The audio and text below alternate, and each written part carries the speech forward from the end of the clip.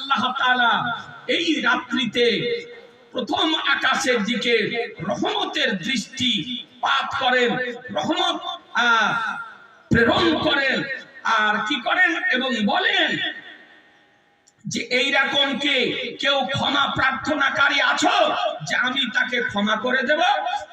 কেউ কি রুচি অন্বেষণকারী আছো আমি তাকে রুচি প্রদান করব? কেউ কি বিপদগ্রস্ত ব্যক্তি আছো যে আমি তাকে বিপদ মুক্ত করব? এইভাবে আল্লাহ তাআলা ফজর পর্যন্ত বলতে থাকেন। এ বেরাদার আল ইসলাম, তাহলে হাদিস শরীফ থেকে সুস্পষ্টভাবে প্রমাণিত হলো যে রাত্রিটি কত গুরুত্বপূর্ণ রাত্রি, তাৎপর্যপূর্ণ রাত্রি, মাহাত্ম্যপূর্ণ রাত্রি, ফজিলতপূর্ণ রাত্রি, বরকতময় রাত্রি, যে রাত্রিতে আল্লাহ রুচি অন্বেষণকারীকে রুচি প্রদান করেন, ক্ষমা প্রার্থনাকারীকে ক্ষমা করে থাকেন, বিপদগ্রস্ত ব্যক্তিকে বিপদ মুক্ত করে থাকেন। আজিজানে মুহতারাম, এবং যে রাত্রিতে ইবাদত করার জন্য স্বয়ং আমার নবী বলেছেন। হাদিস শরীফ থেকে সিহা সিত্তার মধ্যে একখানা হাদিস হলো ইবনে মাজাহ, আর ইবনে মাজাহ শরীফে এই হাদিসটি আপনার বর্ণিত হয়েছে। তাহলে কোন হুইফোড় ওহাবি বক্তার কথা শুনবেন না হাদিসের কথা শুনবেন? হাদিসে জোরে বলতে হবে। হাদিসে কোরআন হাদিস যেখানে,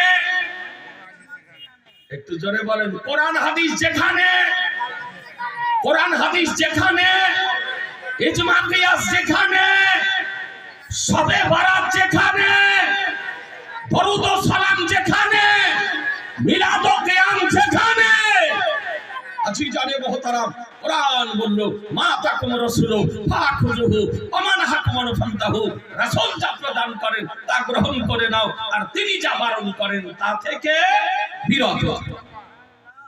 হাদিস বুঝতে পারলে মা বোনেরা ভালো করে শুনেন। আজিজানে মুহতারাম আরেকটা আপনাকে হাদিস শরীফ শোনাই, কারণ একটি বিষয়ের উপরে যদি শবে বারাতের উপরে আলোচনা করি তবে 3 ঘন্টা সময় লেগে যাবে।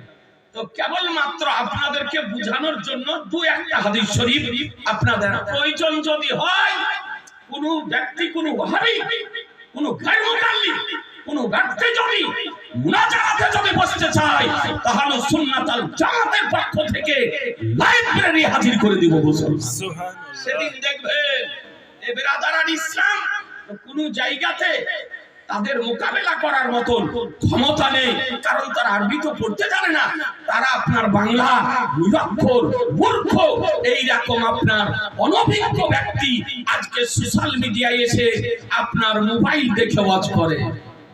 জি, হাদিস নাম্বার বলে দিল, আরবি পড়তে জানে না, বাংলাটা বলে দিল, অনুবাদ আপনার বলে দিল। আপনাদেরকে বলতে চাই দ্বিতীয় হাদিসটি দেখুন।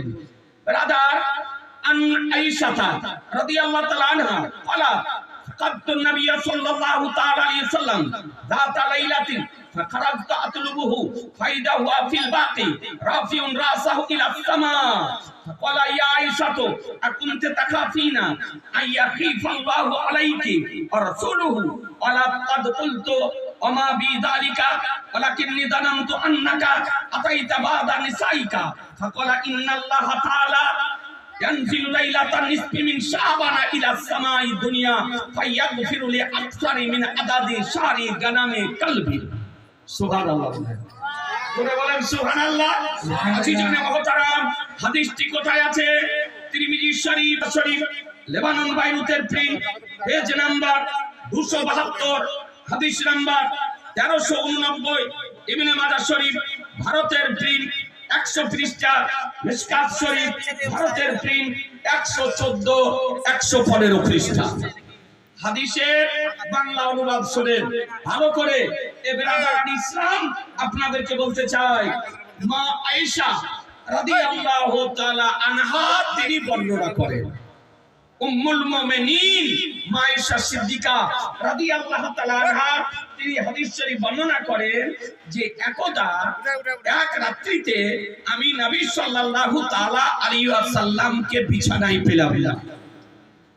ভালো করে শুনেন, মা আয়েশা রাদিয়াল্লাহু তাআলা আনহার বিছানায় আমার রাসূলুল্লাহ ছিলেন। রাত্রিতে জাগ্রত হওয়ার পর মা আয়েশা রাদিয়াল্লাহু তাআলা বলেন যে আমি নবীকে পেলাম না। তো মায়েশা রাদিয়াল্লাহু তাআলা আনহা নবীকে খোঁজার জন্য বের হলেন। বলেন যে আমি নবীকে খোঁজার জন্য বের হলাম ওই রাত্রিকালে, আমার নবী কোথায়। তো বলেন যে খোঁজার জন্য আমি বের হলাম, তো গিয়ে দেখি যে হঠাৎ দেখি তিনি জান্নাতুল বাকিতে, ওই রাত্রিতে জান্নাতুল বাকি। জান্নাতুল বাকি কি? মদিনা শরীফের কবরস্থানের নাম হলো জান্নাতুল বাকি। মনে থাকবে? মদিনা শরীফের কবরস্থানের নাম জান্নাতুল বাকি। ওই কবরস্থানের সাইডে গিয়ে আমার নবী দাঁড়িয়ে আছেন, আর মস্তককে আকাশের দিকে, এবং কি করেন? নবীর সুন্নাহ, কবর জিয়ারত করা নবীর সুন্নাহ। আজি জানে মুহতারাম, তাহলে হাদিস দুটি থেকে কয়েকটি মশলা বোঝা গেল যে শবে বারাতে রোজা রাখা নবীর সুন্নাহ, শবে বারাতে ইবাদত করা নবীর নির্দেশ, শবে বারাতে কবর জিয়ারত করা নবীর সুন্নাহ। এ বিরাদার কোরআন বলল মা তাকুম রাসূল ফাখুযুহু ওয়া মা নাহাকুম ফান্তাহু। রাসূল যা প্রদান করেন তা গ্রহণ করে নাও, তিনি যা বারণ করেন তা থেকে বিরত থাকো। তাহলে শবে বারাত পালন করা যাবে না? যাবে না? যাবে। এই জোরে বলতে হবে যাবে না? যাবে না? যাবে। তবে বিরাদার